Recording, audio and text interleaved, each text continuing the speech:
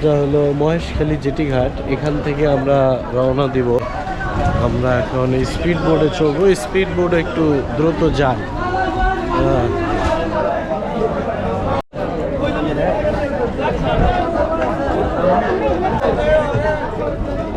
এখান থেকে যেরকম ট্রলারও যায়, যাওয়া যাবে। টিকিট কাটছে। 6 নম্বর জেটি ঘাটে আমরা দেখতে পাচ্ছি বেশ কিছু মাছ ধরার ট্রলার আছে। এখান থেকে এইগুলা হলো মাছ ধরা নৌকা। এগুলো নিয়ে গভীর সমুদ্রে মাছ ধরতে যাই। এই যে এখানে আরো আছে। এগুলো আমি জীবনে প্রথম দেখলাম। এগুলো দেখার খুব ফ্যান্সি ছিল। লাইফের প্রথম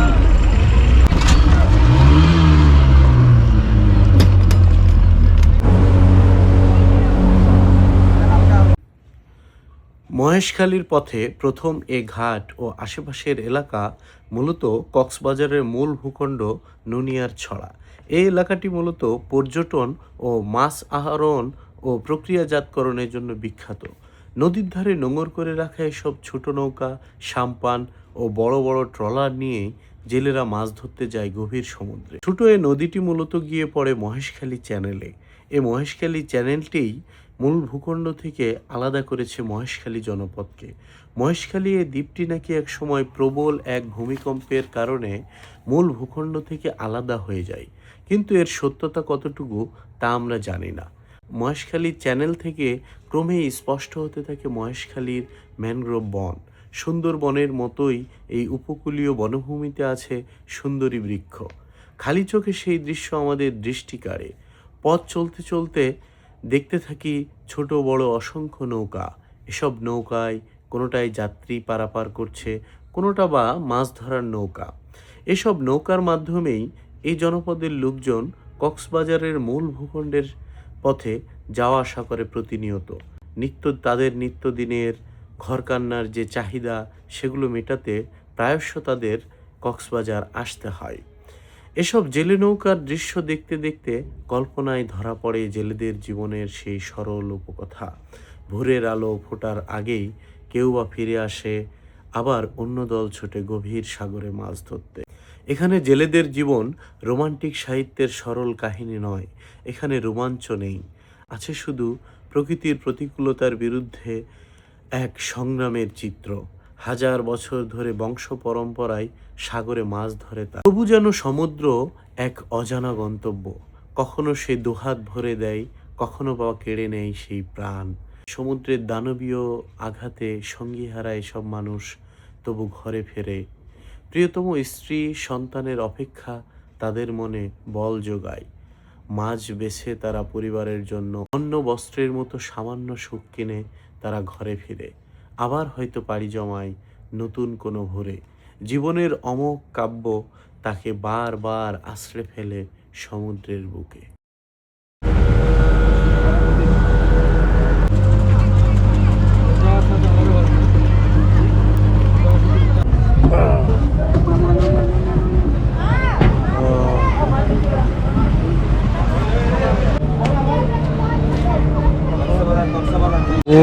কি এগুলা? এটা হচ্ছে মামা মহেশখালীর মিষ্টি পান, আগুন পান। সারা বাংলাদেশের বিখ্যাত। আগুন দিয়ে খেতে পারবেন, আগুন ছাড়াও খেতে পারবেন। 20 টাকা রাখবো, 30 টাকার পানটা। আচ্ছা, কি দেওয়া আছে এর মধ্যে? এখানে দেওয়া আছে আপনার খেজুর আছে, নারকেল আছে, আপেল আছে, নকুলদানা আছে, জেলি আছে, নিমকি আছে, বাদাম আছে, বিভিন্ন কোয়ালিটির পান তৈরি করা। সেই পানটা আবার আগুন দিয়ে খাওয়া যায়। আগুন পান মিষ্টি পান খেয়ে যান। আগুন পান মিষ্টি পান, মহেশখালীর মিষ্টি পান, আগুন পান। আগুন পান মিষ্টি পান, মহেশখালীর মিষ্টি পান, পান মিষ্টি পান খেয়ে যান।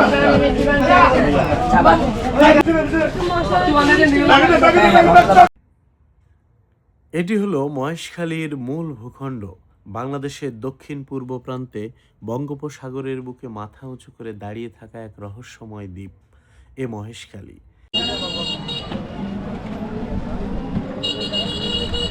এই দ্বীপ শুধু ভূগোল নয়, এ এক জীবন্ত ইতিহাস। মানুষ, সংস্কৃতি, প্রকৃতি আর বিশ্বাসের সম্মিলিত গল্প। মহেশখালীর জনজীবন সহজ, পরিশ্রমী ও প্রকৃতি নির্ভর। এখানকার মানুষের ভোরের আলোয় ঘুম ভাঙে, কেউ যায় সাগরে মাছ ধরতে, কেউ বা পাহাড়, লবণ ও পান চাষে। জীবন এখানে সংগ্রামের, কিন্তু সেই সংগ্রামে আছে এক নীরব সৌন্দর্য। মহেশখালীর সংস্কৃতিতে মিশে আছে বাঙালি ও পাহাড়ি প্রভাব। লোকজ গান, পালাগান, নৌকা উৎসব সব কিছুতেই এখানে প্রকৃতির ছোঁয়া থাকে। এখানকার মানুষের পোশাক, ভাষা আর আচার আচরণে ধরা পড়ে বহু শতাব্দীর ঐতিহ্য। ও ময়লা পানি বের করার জন্য এই যে নালা করতেছেন না? আপনারা কি বাঙালি? ও, অন্যগুলা দেখলাম ওরা কোন জাতি? এটা হলো ডোম, ডোম ডোম এটা হলো রাখাইন। রাখাইনেরা না? ও, আর ওনারা হলো ডোম সম্প্রদায়ের, আর এই ভাই বাঙালি। আমাদের নিত্যদিনের যে প্রয়োজনীয় রান্না বান্না সহ যাবতীয় সব খাবার, এই সব খাবারগুলোতে যেই জিনিসটা সবচেয়ে বেশি প্রয়োজন লাগে সেটা হলো লবণ। এবং এই লবণ চাষ দেখতেই আজকে আমরা চলে এসেছি মহেশখালী দ্বীপে। আমার পাশে এই যে দেখুন, ওই যে উঁচু ঢিবি, এই সবগুলোই হলো কিন্তু লবণের ক্ষেত। এবং এই যে দেখুন, ঠিক ওই জায়গাতে লবণ জমা করে রাখা আছে। লবণ চাষ হয় হলো জোয়ার যখন তৈরি হয় তখন এভাবে এই ক্ষেতগুলোতে এসে পানি জমা হয়, এবং একটা সময় গিয়ে এইখানে এই পানি যখন আবার ভাটা হয়ে যায় তখন এখানে লবণ জমা হয়ে যায়। এই পানিগুলো থেকেই, সাগরের লোনা পানি থেকে যে লবণ ভাসিয়ে নিয়ে আসে সেটা এখানে ধরা পড়ে। ওই যে স্তূপ করে রাখা আছে, এগুলো আবার রিফাইন করে আমরা হয়তো লবণ খাই। এই ক্ষেতটা দেখার খুব ইচ্ছা ছিল আমার, যে আসলে ছোটবেলায় ভাবতাম যে লবণ কিভাবে তৈরি হতো, কিন্তু এটা শুনছি যে পানি থেকে লবণ তৈরি হয়, কিন্তু আদৌ এটা কিভাবে তৈরি হতো এটা নিয়ে অনেক বেশি কৌতূহল ছিল। আজ সচক্ষে দেখছি, এটা বেশ ভালো লাগলো। আমাদের আসলে যাবার সুযোগ নাই, একটু দূর থেকে দেখতে হচ্ছে। এই ক্ষেতগুলোতে দেখুন আবার পলিথিন কিন্তু বিছানো আছে, মানে এইখানে যে একবারে কাদা থেকে লবণ তুলে ব্যাপারটা এরকম না। এই পলিথিন সদৃশ্য এই আস্তরণের উপরে পানিগুলো এসে যখন জমা হয় এবং সেখান থেকেই কিন্তু লবণগুলো তৈরি হয়। সাগর আর পাহাড়ি এখানকার মানুষের প্রধান জীবিকা। মহেশখালীর উপকূলীয় এলাকায় মাছ ধরা একটি প্রধান পেশা। শীত এলেই শুরু হয় শুটকি তৈরির মৌসুম। রোদে শুকানো মাছ, এই শুটকি শুধু খাদ্য নয়, এখানকার অর্থনীতির এক গুরুত্বপূর্ণ অংশ। জায়গাগুলো, এই শুটকি দেখতে পাচ্ছেন, এই যে শুটকি প্রসেস চলে গেছে।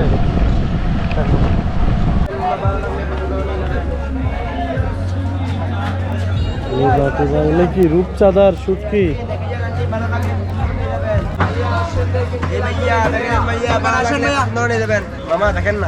এগুলো কি কত করে? কত করে এগুলো? এটা নেই 700 বলছে, এগুলা এটা 1000 টাকা। KG KG? এটা তো ঢাকায় বসেও পাওয়া যায়, একই দাম। ঢাকার মাছ নেই, মহেশখালীর মাছ নিয়ে কিন্তু অনেক difference আছে। এগুলো থেকেই যায় না? যাই ভাই, যাই যদি আপনার মিক্স করলে এটা ডিফারেন্স হয়ে যাচ্ছে না। লইট্টা কত? ওটাই লইট্টা, এটা নিলে 1250, এটা নিলে 1100, এটা নিলে 600, আর এটা নিলে আপনার 900।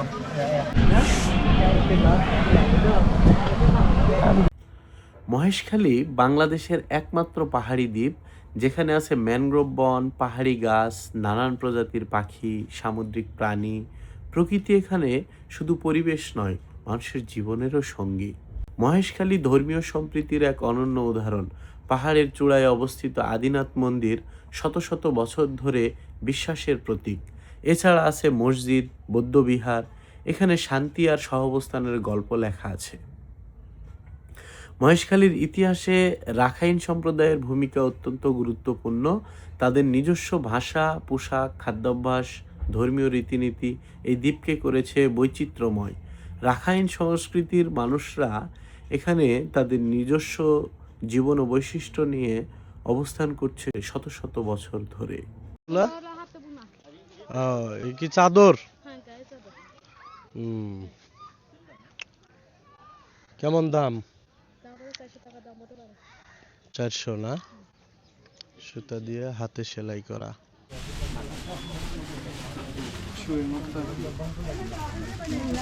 মহেশখালী শুধু একটি দ্বীপ নয়, এটি একটা জীবন, বিশ্বাস, প্রকৃতি আর ইতিহাসের গভীর কবিতা। যে কবিতা পড়তে হলে চোখ নয়, হৃদয় লাগে। আপনি চাইলেই এই দ্বীপে আসতে পারেন, নিজেকে খুঁজতে পারেন এই প্রকৃতির ভিড়ে, এই অনন্য সব মানুষের সাধারণ জীবনযাত্রার মধ্যে। হলো ময়নামতি পাহাড়, ডান পাশে পাহাড়, বাম পাশে আপনার মন্দির। এই জায়গাটা হলো মহেশখালী শুটিং ব্রিজ বলে। এখানে হয়তো বিভিন্ন শুটিং হয় এই রাস্তাটা জুড়ে। এই পাশে সাগর এবং হচ্ছে এখানে একটা ঘাট আছে। এই ঘাট দিয়ে অনেক মানুষই এই যে আসতেছে।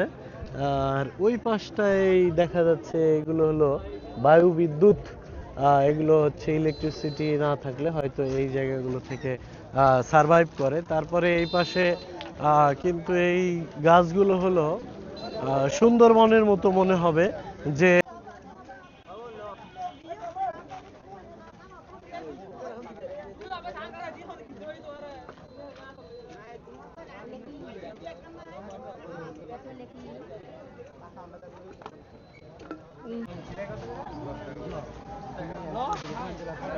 শশা খাচ্ছি, মানে অনেক ঘোরাঘুরি করছি, টায়ার্ড। এখন আসলে বাইরের জিনিস খাওয়া বলতে এই ধরনের এই শশাগুলো খেলে ট্রাভেলে একটু স্বস্তি পাওয়া যায়।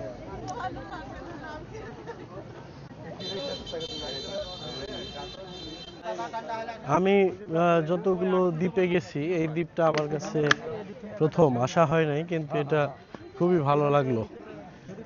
এই দ্বীপটাতে সমুদ্রের একদম প্রান্তে, এই দ্বীপটাতে নাই এমন কিছু নাই। পান চাষ থেকে শুরু করে হ্যাঁ এনে কিছু খায়। হ্যাঁ, ভিতরে ওই বসা যাবে ওখানে? আচ্ছা চলো বসি। না আবার ভেঙে গেলে? ও এখানে তো কারেন্ট নাই না? এখানে ওই যে বরফ দিয়ে ঠান্ডা রাখছেন? এগুলো আচ্ছা আইসক্রিমের বরফ। আচ্ছা, আইসক্রিমের। ও আচ্ছা, ঠিক আছে। হ্যাঁ, যদি পড়ে যায়। পাহাড়ে উঠছিলাম, এই যে মাঝপথে এই দোকানটায় এরকম বিভিন্ন কিছু খাওয়ার ব্যবস্থা আছে। তো আমরা এই যে পাহাড়ি কলা খাচ্ছি। পাহাড়ি কলা এগুলো দেখতে যেমনই হোক, কিন্তু খেতে এই যে কলাটা ছিলানোর পর এটা দেখা যায় যে কলাগুলো খুবই সুন্দর। এর আগে ওই ইনানি বিচে আমি কলা খেলাম, দেখুন কলার কালারটা কি। পাহাড়ি কলা এগুলো একদম কেমিক্যাল মুক্ত, এটাই এর বিশেষত্ব। ভালো।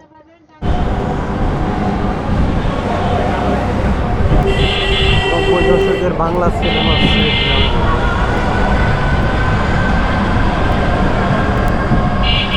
Maheshkhali is a fantastic island I have ever seen in Bangladesh. এই দ্বীপটা ধন ধান্যে পুষ্পে ভরা আমাদের এই বসুন্ধরা, এই গানের লাইনটির মতোই অত্যন্ত সুন্দর ও চমৎকার। এখানকার মানুষরা খুবই সহজ সরল, তাদের জীবনযাপন যে কোনো মানুষকেই আকৃষ্ট করবে। এখানে মানুষরা সাধারণত জেলে সম্প্রদায়ের হয়। কেউ কেউ শুটকি প্রস্তুতকরণ, কেউ বা হচ্ছে পান চাষ, কেউ কেউ লবণ চাষ, এরকমের কাজে তারা নিজেদেরকে জড়িয়ে রেখেছে। এখানে আমরা কথা বলেছি বিভিন্ন জাতিগোষ্ঠীর মানুষের সাথে। তাদের মধ্যে আছে রাখাইন, জলদাস, হিন্দু, বৌদ্ধ বা বাঙালি সংস্কৃতির মানুষরাও সেখানে ব্যাপক পরিমাণে আছে। এখানে এখানে হিন্দুদের জন্য একটি তীর্থস্থান আদিনাথ মন্দির যেমন আছে, আবার বৌদ্ধদের স্বর্ণ মন্দির সেটা আছে। এখানকার ইতিহাস ঐতিহ্য শতাব্দী প্রাচীন, যুগ যুগ ধরে এখানে মানুষ বাস করছে। এটা একসময় ইতিহাস বলে যে এই ভূখণ্ডটি মূল ভূমির সাথে সংযুক্ত ছিল, পরবর্তীতে এটা ভূমিকম্পের মাধ্যমে মূল ভূখণ্ড থেকে আলাদা হয়ে যায়। এই অঞ্চলটি একসময় দুর্গম ছিল, এখানে ডাকাতদের বসবাস ছিল। এখানে বিভিন্ন সময় বিভিন্ন মানুষ রাজত্ব করার চেষ্টা করেছে।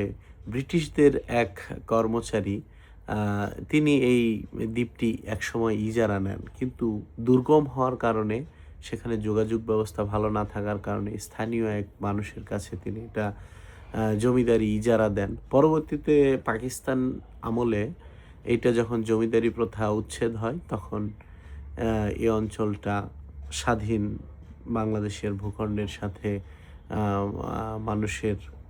বাংলাদেশের প্রচলিত শাসন ব্যবস্থায় ফিরে আসে। এই দ্বীপটা এক কথায় অনন্য। এখানে ভ্রমণ করলে যে কোনো সাধারণ মানুষকেই আকৃষ্ট করবে এই সহজ সরল মানুষদের জীবন। এই যে মহেশখালী জেটি ঘাটে আমরা এখন এখান থেকে চলে যাব আবার সেই কক্সবাজারের উদ্দেশ্যে। স্পিড বোটগুলো ছেড়ে যাবে এখান থেকে। 100 টাকা ভাড়া নেই এখানে, বেশ দ্রুততার সাথে চলে যাওয়া যায়।